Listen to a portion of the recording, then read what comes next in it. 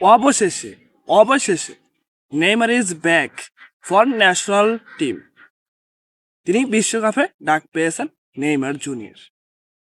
Neymar জুনিয়রকে নিয়ে অনেকটাই কল্পনা জল্পনা চলছিল যে নেইমার জুনিয়রকে আদৌ কি বিশ্বকাপে স্কোয়াডে ডাক দিবে কার্লো আন্তোলিস।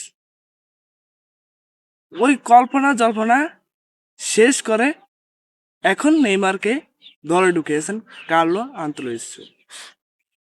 তাহলে অবশেষে নেইমার বিশ্বকাপ খেলবেন। তার এটাই লাস্ট বিশ্বকাপ ছিল, কিন্তু এটাতে ডাক দিয়েছেন এবং তিনি বিশ্বকাপ খেলবেন।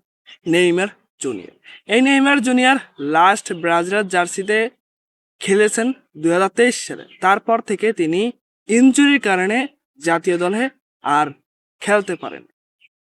এটা নিয়ে অনেকটাই মাতামাতি ছিল যে নেইমার জুনিয়র বিশ্বকাপে খেলতে পারবে না এবং তাকে আর জাতীয় দলে ডাক দিবে না। এটা নিয়ে অনেকটাই কল্পনা জল্পনা চলছে। সেই কল্পনা জল্পনা কাটিয়ে নেইমারকে স্কোয়াডে ঢুকেছেন কার্লো আন্তোলিস। তাহলে নেইমার ইজ ব্যাক। শুভকামনা রইল নেইমার জুনিয়রের জন্য, কারণ নেইমার জুনিয়র বিশ্বকাপ খেলবেন এবং তার এটাই শেষ বিশ্বকাপ।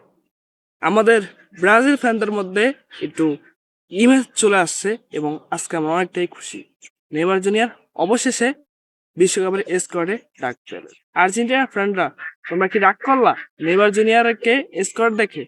রাগ করে থাকো, কারণ নেইমার জুনিয়র এবার বিশ্বকাপ হবে।